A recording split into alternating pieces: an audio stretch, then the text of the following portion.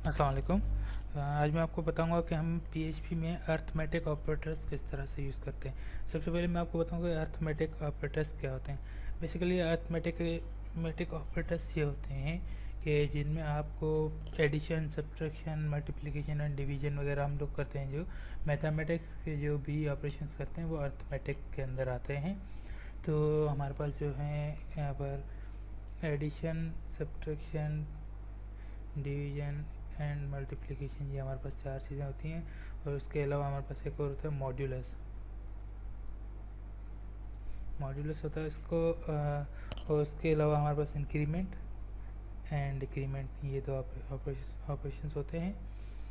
Modulus क्या होता है यार? एडिशन, सब्ट्रैक्शन और डिवीजन एंड मल्टीप्लिकेशन के बारे में तो आपको पता ही होगा। मैथमेटिक्स के अंदर जो बेसिक फीचर्स होते हैं, जो ऑपरेशंस होते हैं, वो हम ये करते हैं। और उसके अलावा मॉड्यूलस जो होता है वो हमारे पास, जैसे कि हमने 10/3 को अगर हमने ऑपरेशन परफॉर्म किया तो इसका रिमाइंडर जो बचेगा हमारा वो 1 होगा।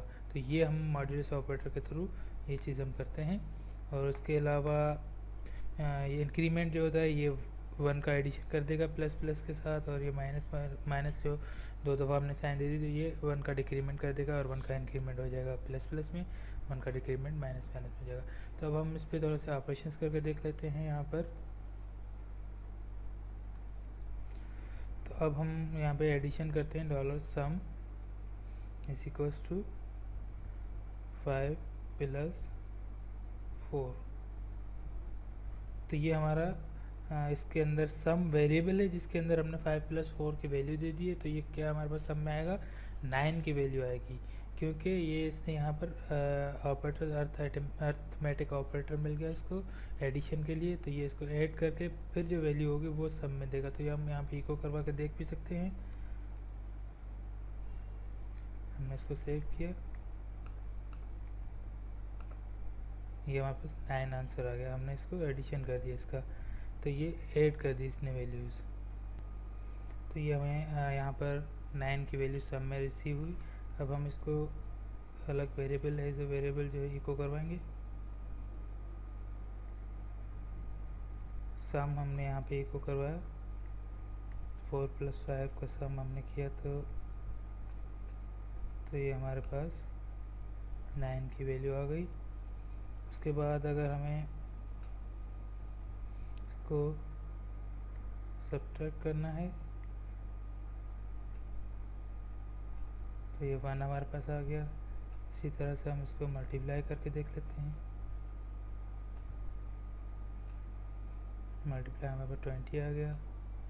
उसके बाद हम इसको डिवाइड करने के लिए हम वैल्यू थोड़ी चेंज कर देते हैं। 20/4 हमें एग्जैक्ट वैल्यू चाहिए, तो ये हमारे पास 5 आंसर आ गया। उसके बाद हम यहाँ पे दो नंबर 3 लेंगे।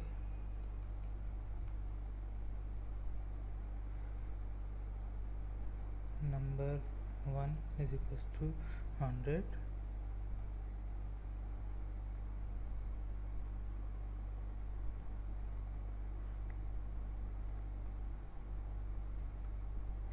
ये हमने यहाँ पर नंबर दे दिए। उसके बाद result is equals to number 1 plus number 2 divided by number 3। तो ये हमने इस तरह से कर दिया। तो अब हम इस रिज़ल्ट को इको करके देख लेंगे तो हमारे पास क्या आएगा? ये दो नंबर्स नंबर 1 और 2 को ऐड करेगा, उसके बाद इसको डिवाइड कर देगा। तो हमारे पास जो आंसर आएगा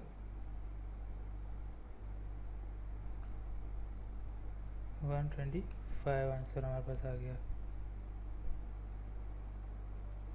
125 हमारे पास कैसे आया? ये इसने जो है सबसे पहले डिवीजन के जो हमारा मैथमेटिकल रूल है, सबसे पहले division, multiplication, then addition and subtraction, ये मैथमेटिक्स का रूल है जिसके मुताबिक इसने पहले डिवीजन किया। 50 का डिवीजन 2 किया तो 25 आंसर आ गया, और उसके बाद उसको अंदर 100 हमने ऐड किया तो 125 आ गया, जो हमारा यहाँ पर आंसर आ रहा है। अब हम अगर हमें कोई जैसे एडिशन या सब्ट्रैक्शन वगैरह में पहले करवानी होगी तो हम उसके लिए यहाँ पर ब्रैकेट लगा देंगे। तो ये ब्रैकेट के अंदर जो वैल्यू आएगी वो हमेशा सबसे पहले परफॉर्म होगी, उसके बाद आगे की वैल्यू होगी। तो ये ब्रैकेट के अंदर हमने दे दिया, तो ये सबसे पहले इनको एडिशन करेगा, उसके बाद डिवाइड के लिए भेजेगा। हमने इसको सेव कर दिया। तो ये आप देखें इसने हमें 75 आंसर दे दिया। इसी तरह से हम अब रिमाइंडर का जो है वो ऑपरेशन करेंगे इसके अंदर। तो वो हम किस तरह से करेंगे,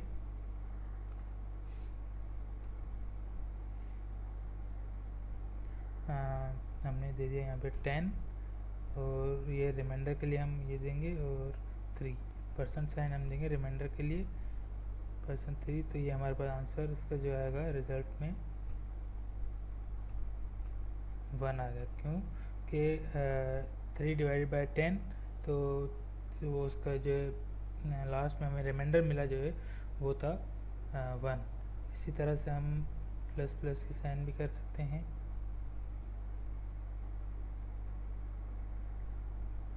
++, हमने ये यहाँ पर लिख दिया।